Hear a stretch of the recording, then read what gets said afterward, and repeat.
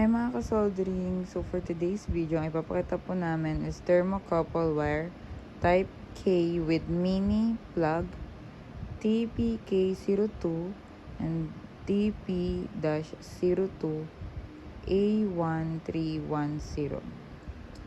So ayan po.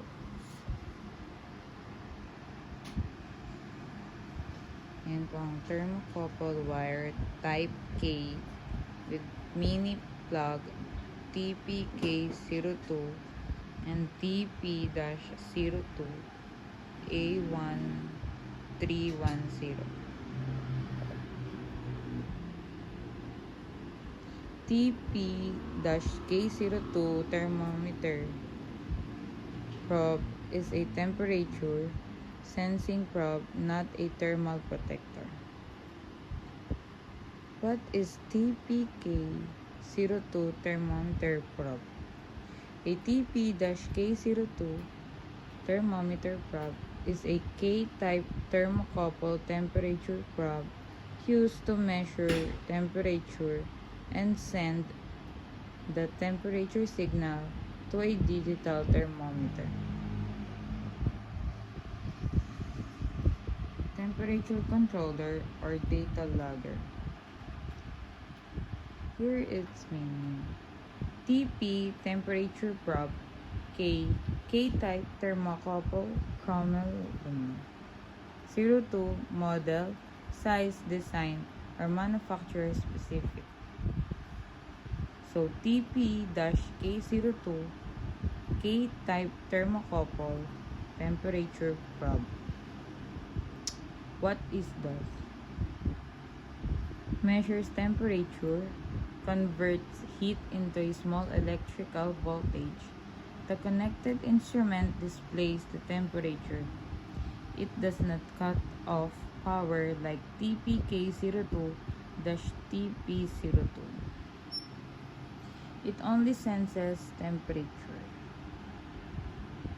Here are some working principles of thermocouple wire type K with mini plug TPK02 and TP-02 A1310. Number 1 is works on the Seebeck effect.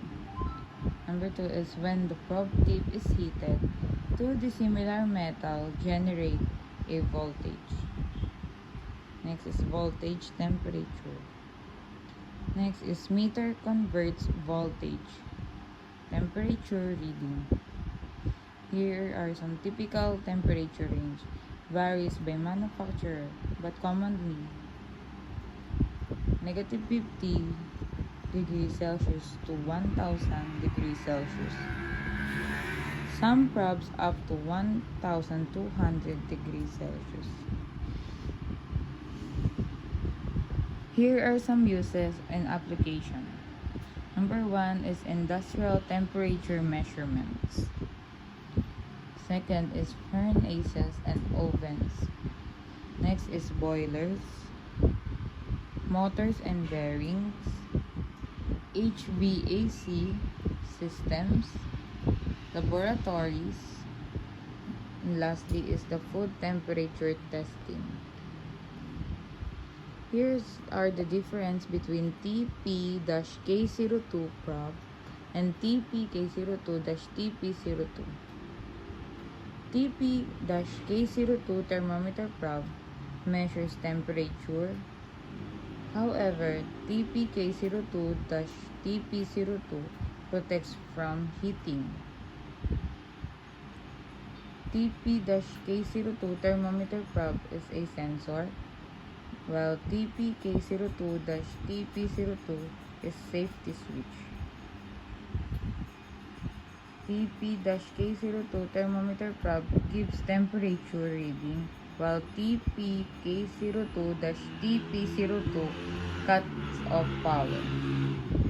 Lastly, TP-K02 thermometer probe is a K-type thermocouple, while TPK02-TP02 is a bimetal thermal protector.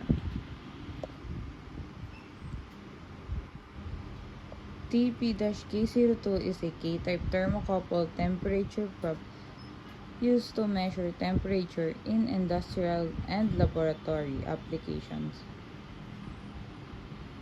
Along with thermal protectors like TPK02-TP02, another important temperature-related device is the TP-K02 thermometer probe. Unlike a thermal protector, TP-K02 does not switch off power. It is only used for temperature measurements. Technically, TP-K02 is a K-type thermocouple probe made of two different metals, usually chromel and alumel, joined at one end called the hot function. Number 1 is heat at the junction, voltage produced. Next is voltage level, proportional to temperature.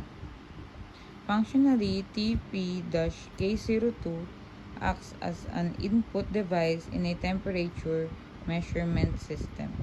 It provides real-time temperature data, feedback for controllers and displays, accurate monitoring of hot and cold surface. Electrically, TP-K02 is a passive sensor. This means it does not need an external power supply. It generates its own signal from heat. Signals is in millivolts. In industrial system, TP-K02 represents reliability and wide temperature range measurements. That is why K-type probes are preferred in harsh environments, high temperature processes, continuous monitoring system. Safety mean from a safety point of view, TP-K02 helps prevent accidents indirectly by allowing operators to monitor temperature before overheating occurs.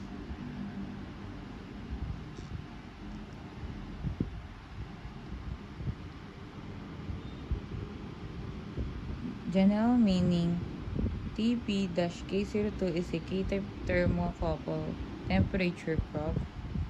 Functional meaning, TP-K02 converts heat into electrical signal. TP-K02 allows accurate temperature monitoring in industrial and domestic system. The TP-K02 does not protect equipment directly, but it provides the information needed to protect it. Thermocouple wire type K with mini plug, TP-K02 and TP-02 A1310. Ayan siya guys, nakikita niyo yung size niya. Focus siya. Yan namin, thermocouple wire type K with mini plug, TP-K02 and TP-02 A1310. So now guys, test naman natin siya dito. Yun po natin siya itetest. Pero now, tignan natin. At the back of this, nakikita nyo yung negative. Ito po yung negative. And then yung positive.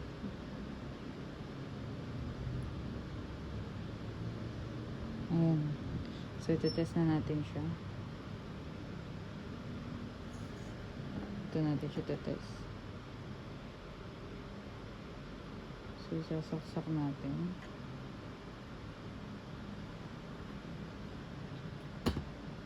Ayan. Pinlag na natin siya dito. So, power.